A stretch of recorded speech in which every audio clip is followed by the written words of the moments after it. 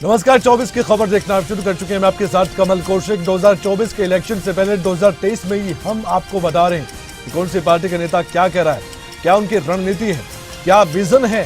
ये जानना बहुत जरूरी है क्योंकि 2024 का आम चुनाव बहुत खास है और वो आपसे सीधे जुड़ा हुआ है। तो चलिए शुरुआत करते हैं कि 24 की खबर में आज क्या क्या खबरें राजनीतिक तौर पर आपके सामने आई हैं।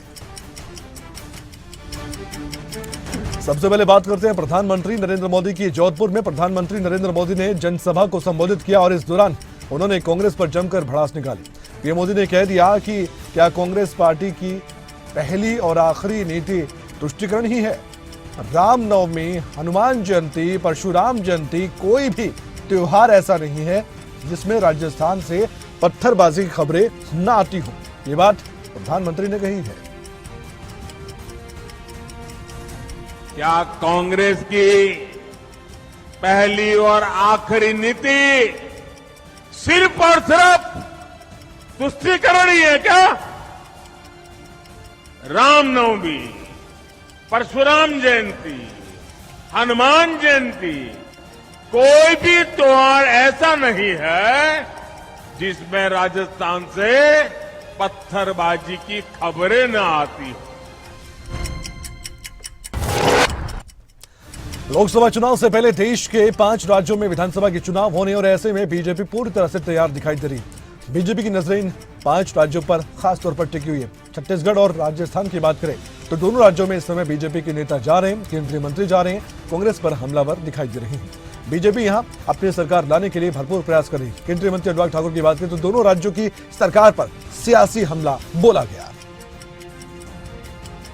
देखिए, जिस व्यक्ति का दामन साफ ना हो और अपना किया कुछ ना हो 5 साल में, शराब घोटाले से लेकर कोयले की दलाली से लेकर ना जाने क्या क्या आरोप लगे।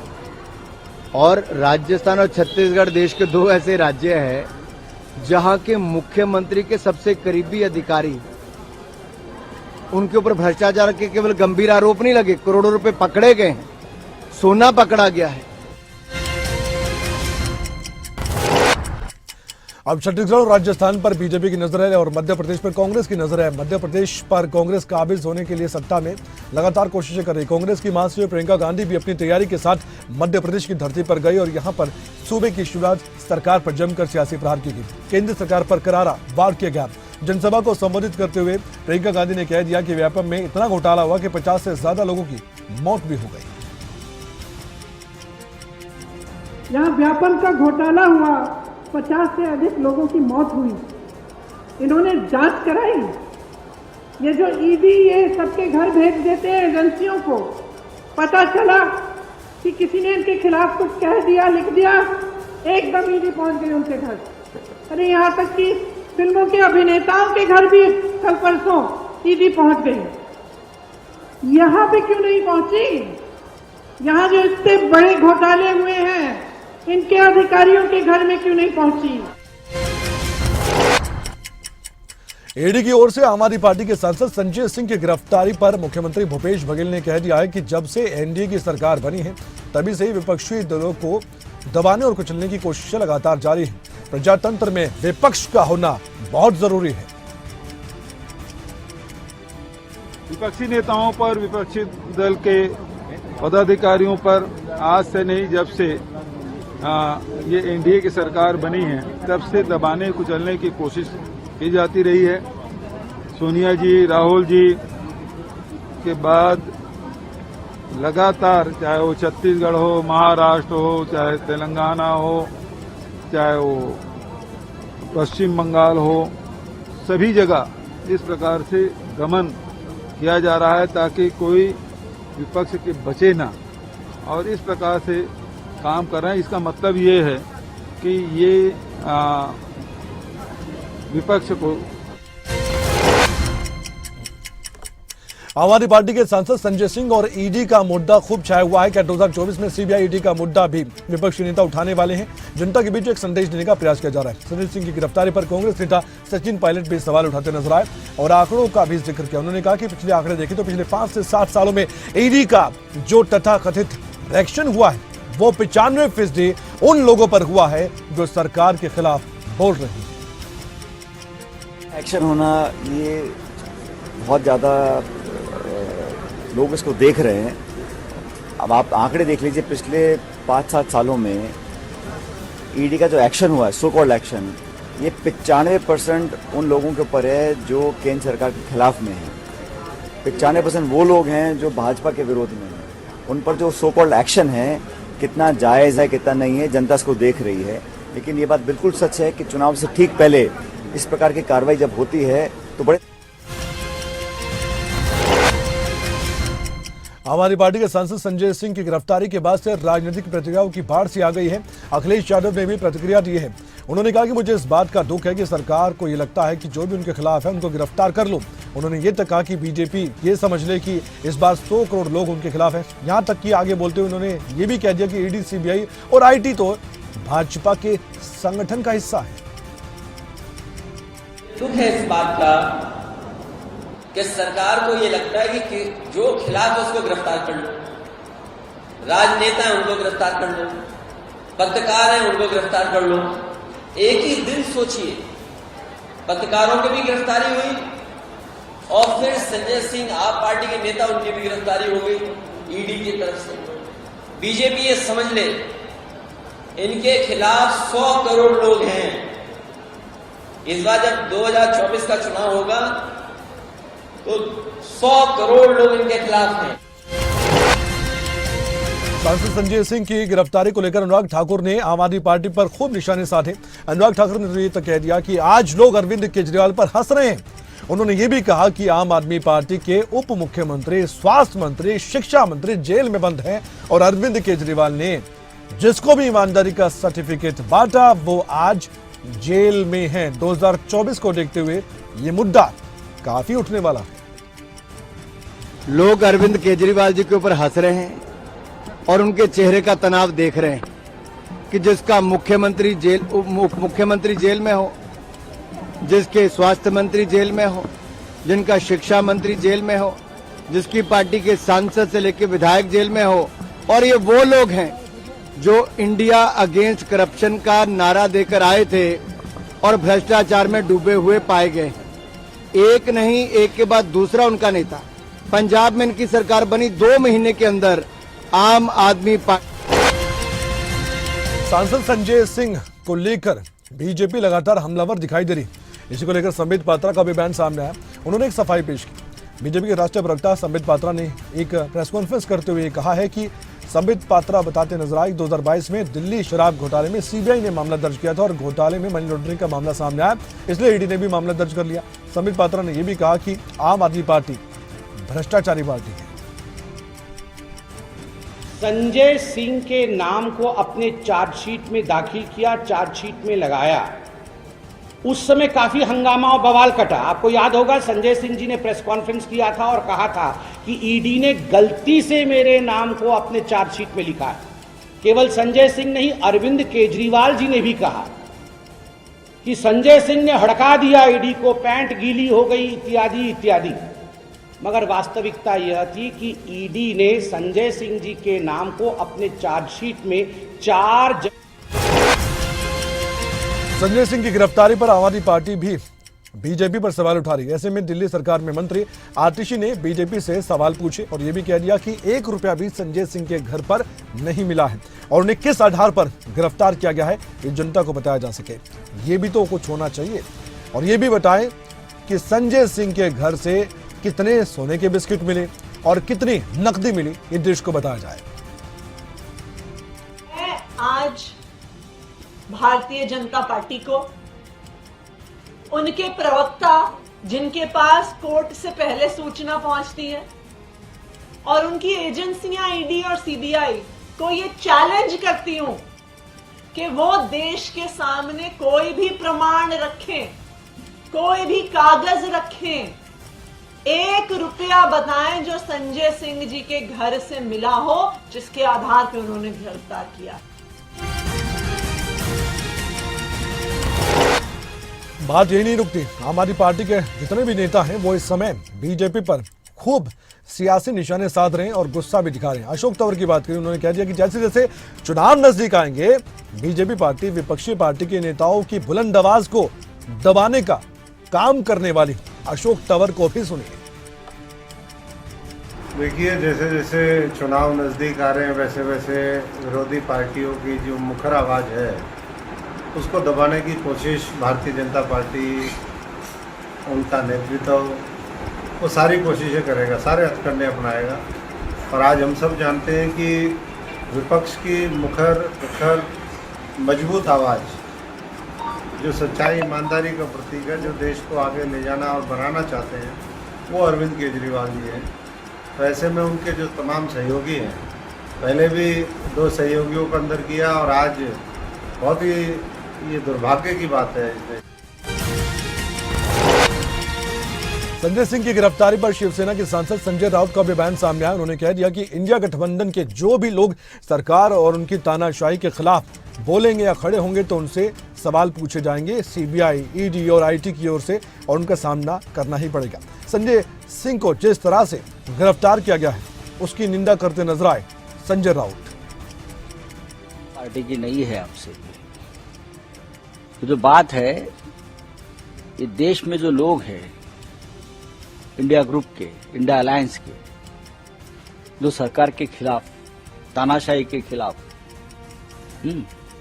मनमानी के खिलाफ खड़े हो रहे हैं, सरकार को सवाल पूछ रहे हैं, पार्लियामेंट और पार्लियामेंट के बाहर सरकार का नकाब फाड़ रहे हैं, उस सभी को आप ईडी की कार्रवाई को सामना करना पड़ेगा, सीबीआई का सामना करना पड़ेगा, इनकम टैक्स का सामना। संजय सिंह की गिरफ्तारी को लेकर लगातार प्रतिक्रियाएं आ रही हैं। सुभाषपा प्रमुख ओपी राजभर से पूछा गया कि आप क्या कहते हैं। ओपी राजभर ने कह दिया कि कोई ना कोई तो मामला होगा, तभी तो ईडी सीबीआई गिरफ्तार कर रही है। संजय सिंह अगर निर्दोष हैं तो न्यायालय है, अदालत है, तो बरी भी हो जाएंगे।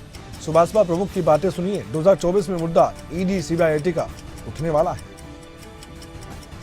हमारे पास कुछ नहीं है, हम साफ सुथरे व्यक्ति हैं, तो फिर डर किस बात की लोगों को है?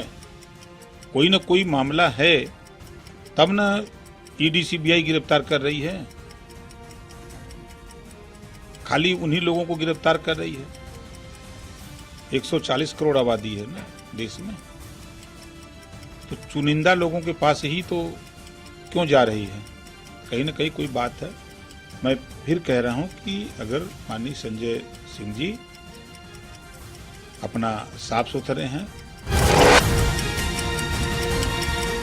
महंगाई का मुद्दा भी 2024 के चुनाव में जरूर उठेगा, हर बार उठता है। ऐसे में कांग्रेस लगातार सरकार को घेर भी रही है, सवाल भी उठ रहे हैं। लेकिन इसी बीच केंद्रीय मंत्री धर्मेंद्र प्रधान का जो बयान सामने आया वो विरोधियों को जवाब देता है।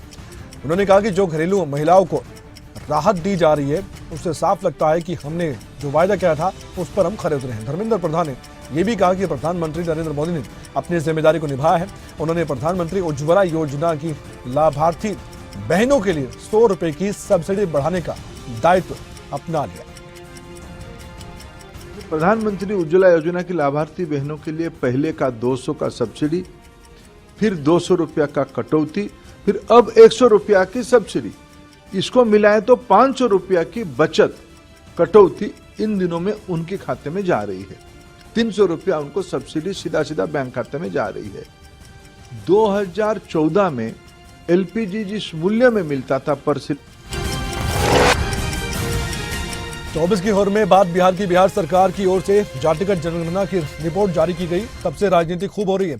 अब इसी को लेकर राजनीति जो गरमाई हुई है एक कदम आगे बढ़ गई है। इस मामले पर अब केंद्रीय मंत्री अश्विनी कुमार चौबे का भी बयान सामने आया और उन्होंने कह दिया कि बिहार सरकार अति पिछड़ों को घटा रही है और कुछ जातियों को बढ़ा दिया गया। सामाजिक आर्थिक दृष्टिकोण से आज तक आपने उन जातियों का, आपने अति पिछड़ों का घटा दिया, आपने कुछ जातियों को बढ़ा दिया, आपने पूरी तरह से आपने हर जाति के साथ नाइंसाफी किया। और हम गरीबों के सरकार को, हमारी सरकार नरेंद्र मोदी की सरकार गरीबों के प्रति समर्पित सरकार है। हमें जाति नहीं, हमें तो जमात को लेकर चलना है। हम गरीबों के कल्याण के लिए लोका समझता 2024 में मुद्दा खूब छाया रहेगा, इतना समझ लीजिए। बिहार में इसका बार बार जिक्र होने वाला है। और केंद्रीय मंत्री वीरेंद्र सिंह का हरियाणा की राजनीति में एक बयान खूब छाया हुआ है। इसको लेकर राजनीति लगातार की जा रही है और एक के बाद एक बयान भी सामने आ रहे हैं। जेडीपी और बीजेपी के गठबंधन को लेकर बड़ी बात कही गई थी और इसके बाद से नेताओं की प्रतिक्रिया सामने आ रही है। इस मामले पर कुरुक्षेत्र से बीजेपी के सांसद नायब सिंह सैनी का बयान भी सामने आया। उनका कहना था कि जेडीपी एनडीए का हिस्सा है और बीजेपी हमेशा अपने सहयोगी दल का साथ निभाती है, उनको साथ लेकर चलती है और अगर कोई एनडीए छोड़कर चला जाता है तो अलग बात है। देखिए, वो एनडीए के पार्ट हैं और भारतीय जनता पार्टी एनडीए को कभी भी, आप इतने लंबे समय से देखेंगे जब अटल बिहारी वाजपेयी जी थे, भारतीय जनता पार्टी ने कभी भी किसी भी अपने सहयोगी दल के साथ राजनीति नहीं की है। अपने सहयोगी दल को साथ लेकर के चलने का काम ये भारतीय जनता पार्टी की सोच रही है। अगर कोई व्यक्ति पूर्व केंद्रीय मंत्री वीरेंद्र सिंह ने अपनी रैली के दौरान ये कहा था कि सांसद रमेश कौशिक उनके साथ ही थे। इसी को लेकर जब रमेश कौशिक से सवाल पूछा गया तो उन्होंने कह दिया कि वीरेंद्र सिंह नाराज क्यों हैं, ये बात वही बता सकते हैं, वही जानकारी खुद दे सकते हैं। रमेश कौशिक ने बीजेपी जेडीपी गठबंधन को लेकर यह कह दिया कि जेडीपी गठबंधन का फैसला तो पार्टी का आलाकमान ही करता है। हम साथी रहे हैं, साथी हैं और कोई बात नहीं, लेकिन गठबंधन का फैसला पार्टी हाईकमांड करेगा। हमें जो पार्टी आदेश होगा वो मानने के लिए तैयार है। हम पूरी रूप से भारतीय जनता पार्टी के सिपाही हैं, उस पार्टी के साथ जो पार्टी फैसला करेगी। आपकी जानकारी के लिए बता दें कि जब जींद में रैली के दौरान वीरेंद्र सिंह ने एक बयान दिया था जिसमें उन्होंने गठबंधन को लेकर निशाना साधा था और बीजेपी को भी एक तरह से अल्टीमेटम दे दिया था कि या तो गठबंधन तोड़ो वरना वीरेंद्र सिंह ये सोच लेंगे कि बीजेपी से भी अलविदा और टाटा बाय कर दी जाए। इसी को लेकर अब अलग अलग प्रतिक्रियाएं लोगों की, राजनेताओं की, नेताओं के सामने आ रही हैं। पूर्व केंद्रीय मंत्री वीरेंद्र सिंह के बयान पर जेडीपी सुप्रीमो अजय चौटाला का भी बयान सामने आ गया। उन्होंने ये तो कह दिया कि बीजेपी को तय करना है कि गठबंधन रखना है या वीरेंद्र सिंह को रखना है। अजय चौटाला ने आगे ये भी बोलते हुए कह दिया कि भ्रष्टाचार के जो भी आरोप लगाए गए हैं या तो उस पर सबूत दे दें या फिर कोर्ट में सामना होगा। जनता पार्टी ने तय करना है कि वो चौधरी वीरेंद्र सिंह को रखते हैं या हमें रखते हैं। उनको हफ्ते का अल्टीमेटम दिया है कि या तो वो सबूत पेश करें, अन्यथा हम उनके खिलाफ कार्रवाई करेंगे। भारतीय जनता पार्टी। अजय चौटाला ने जो बात कही है, दुष्यंत चौटाला, दिग्विजय चौटाला ये बात पहले भी कह चुके हैं। अब जेडीपी ने एक बात तो साफ कर दी है कि जो अब जेडीपी पर बिना बात के, बिना आधार के कोई भी आरोप लगाएगा तो सीधे कानूनी नोटिस भी थमाए जाएंगे। दिग्विजय चौटाला तो ये भी कह रहे थे कि अच्छी खासी लीगल टीम हमारे पास है और इसलिए एक हफ्ते का समय, वरना कोर्ट में सामना भी होगा और कोर्ट में ही जवाब इनके विरोधियों को देना होगा। ये जवाब सीधा था। चुनाव से पहले अब हरियाणा कांग्रेस ने भी कमर कस ली है। पार्टी संगठन कब तैयार होगा, सवाल बड़ा था। बाबरिया से पूछा गया, जो कि हरियाणा कांग्रेस के प्रभारी हैं। हरियाणा कांग्रेस के प्रभारी दीपक बाबरी ने इस पर जानकारी दी और यह भी कह दिया कि जिला अध्यक्षों की सूची जारी की जाएगी और साथ ही कार्यकारी अध्यक्षों का भी नाम सामने आ जाएगा। एक लिस्ट उनकी भी सामने आएगी। खबर तक ने इस सवाल का जवाब पहले ही दे दिया था। सुनिए क्या कुछ कहा गया। वैलिडेशन ठीक से हो उसके लिए मेरे पूरे भरपूर प्रयास हैं और जिला अध्यक्ष और उसके अलावा उसके साथ कार्यकारी अध्यक्ष और पीसीसी के पदाधिकारी उसकी भी नियुक्ति करनी है। मगर पहली प्राथमिकता डीसीसी अध्यक्षों के मामले में है, मगर सबकी प्रक्रिया साथ साथ चल रही है तो काफ़ी समय भी ले रहा है और मुझे उम्मीद है, मैं बड़े सभी लीडरों से बात करने की मेरी जो है प्रयास चालू है और सबसे बात कर रहा हूँ, तो लगता है कि बाय एंड दिस वीक, इस सप्ताह में मेरी ओर से खड़गे साहब को सूची। हरियाणा की राजनीति में भिवानी महेंद्रगढ़ की सीट बहुत महत्वपूर्ण है। कई नेताओं की नजर इसी सीट पर टिकी हुई है। मौजूदा सांसद से बार बार सवाल पूछा जाता है। अजय चौटाला ने पहले भी इस बात का जिक्र किया था कि भिवानी महेंद्रगढ़ तो उनके लिए घर जैसा है। अगर मौका मिला तो वहां से शायद लोकसभा का चुनाव भी लड़ ले, कुछ दिक्कतें परेशानी उसको दूर कर दे तो। लेकिन बात एक और नेता के सामने आई और विधायक सोमवीर सांगवान की। हरियाणा की भिवानी महेंद्रगढ़ लोकसभा सीट पर उन्होंने इच्छा जताई थी। कहा था कि इस सीट पर दादरी के निर्दलीय विधायक सोमवीर सांगवान सांसद पद का चुनाव लड़ने के इच्छुक हैं। अब इस पर भिवानी महेंद्रगढ़ लोकसभा के सांसद धर्मवीर सिंह ने प्रतिक्रिया दी है। उन्होंने कह दिया कि अगर कोई भी विधायक लोकसभा चुनाव लड़ना चाहता है या इच्छुक है तो वो कोशिश कर सकता है। तो स्वागत करता हूँ, लड़ना चाहिए। अगर पार्टी जिसको चुनाव लड़ाएगी अच्छी बात है, तो वो विधायक बनने वाला अगर सांसद की नहीं सोचेगा तो फिर कौन सोचेगा? ये सबको अधिकार है चुनाव लड़ने का।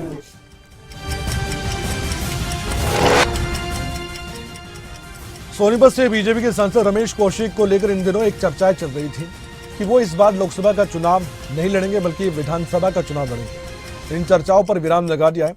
रमेश कौशिक ने खुद प्रतिक्रिया दी है और चर्चाओं पर पूरी तरह से रोक लगाते हुए उन्होंने कह दिया कि मैं पार्लियामेंट का चुनाव लड़ना चाहता हूं और इसको लेकर मैं लगातार काम भी कर रहा हूं। सुनते उन्होंने क्या कहा।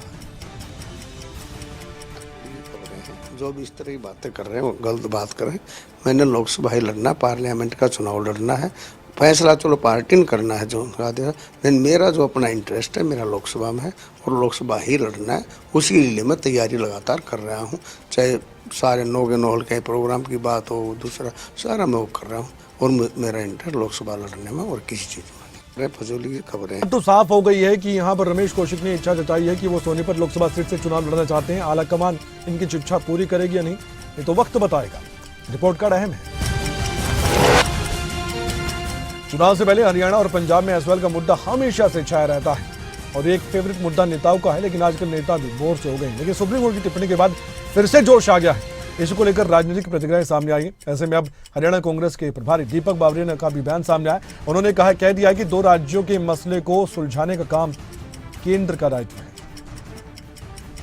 प्रकार से सुप्रीम कोर्ट को फटकार लगानी पड़ी है पंजाब सरकार को और एक हद तक केंद्र सरकार को भी जो है उन्होंने कटहरे में खड़ा किया है, क्योंकि राज्यों के आपस के जो मसले हैं उसको ठीक से सुलझाना वो भी एक केंद्र का दायित्व बनता है। तो ये डबल इंजन वाली सरकार हर जगह पे बात करते हैं। इस सच देखे तो पंजाब और दिल्ली की सरकार दोनों आरएसएस के ही वर्जन हैं, तो उनकी भी जो है सही एक उन लोगों का आपस में सहयोग होना चाहिए, नहीं हो रहा है। तो ये इनकी जो कई बार तो लगता है नुरा कुश्ती। गृह मंत्री अमित शाह भी चुनाव से पहले लगातार राज्यों का दौरा करें। हालांकि कुछ अहम मीटिंग भी होती है। ऐसे में अब अमित शाह उत्तराखंड भी आने वाले हैं। इसी को लेकर सीएम धामी ने जानकारी दी और ये कह दिया कि मध्य क्षेत्रीय परिषद की बैठक के लिए अमित शाह उत्तराखंड में आ रहे हैं। मुख्यमंत्री धामी ने यह भी बताया कि इस दौरान उत्तर प्रदेश के मुख्यमंत्री योगी आदित्यनाथ और मध्य प्रदेश के मुख्यमंत्री शिवराज सिंह चौहान भी आएंगे और बड़ी चर्चा होगी। खासतौर पर छत्तीसगढ़ के मुख्यमंत्री भूपेश बघेल का भी उत्तराखंड का दौरा प्रस्तावित है। के अंदर 7 अक्टूबर को प्रस्तावित है, उस बैठक के संबंध में भी चर्चा हुई है और पूरे देश की पुलिस का सम्मेलन होना है, उस सम्मेलन के संबंध में भी चर्चा हुई है। क्योंकि हमारा राज्य देखिए 2 अंतर्राष्ट्रीय सीमाओं से लगा हुआ राज्य है और उत्तर प्रदेश की सीमा से लगा है, इधर हिमाचल की सीमा से लगा हुआ है। उन सभी सीमावर्ती क्षेत्रों में 2024 के लिए अब दिग्गज नेता भी एक्टिव मोड पर नजर आ रहे हैं। अपनी सीट पक्की करने में भी जुटे हुए हैं। इस इरादे से क्या त्रिवेंद्र रावत भी दिल्ली गए, सवाल बढ़ा था। ऐसे में उत्तराखंड के पूर्व मुख्यमंत्री त्रिवेंद्र रावत भी अब चर्चा के केंद्र में हैं। नई दिल्ली में बीजेपी के राष्ट्रीय अध्यक्ष जेपी नड्डा से और रक्षा मंत्री राजनाथ सिंह से उन्होंने मुलाकात की है। ये तस्वीरें चर्चा का विषय उत्तराखंड में बनी हुई हैं। बीमारी से उभरे तो उसके बाद एक्टिव मोड में नजर आए। पूर्व मुख्यमंत्री त्रिवेंद्र रावत एक बार फिर से चर्चाओं में इसलिए हैं क्योंकि वो सक्रिय राजनीति में अब लोगों के बीच भी देखे गए हैं। सितंबर के महीने की बात करें तो रक्तदान शिविर में पहुंचे, अलग अलग कार्यक्रम हुए। देहरादून के अलावा पौड़ी और हरिद्वार में भी कई आयोजनों में भाग लिया। ये भी आपको बता दें कि त्रिवेंद्र सिंह रावत को बताया जा रहा है कि वो लोकसभा चुनाव में टिकट के प्रबल दावेदार हैं। हालांकि त्रिवेंद्र सिंह रावत ने अपने दिल्ली दौरे को एक सामान्य दौरा बताया है, लेकिन चर्चाएं राजनीति में यूं ही नहीं होती हैं। आने वाले वक्त में आम चुनाव है, लोकसभा की सीटें भी हैं। अब ऐसे में प्रबल दावेदार तो चाहिए। बीजेपी सोच विचार कर जरूर मंथन करेगी, चुनाव समिति को ये फैसला करना, लेकिन ये तस्वीर काफी अहम थी।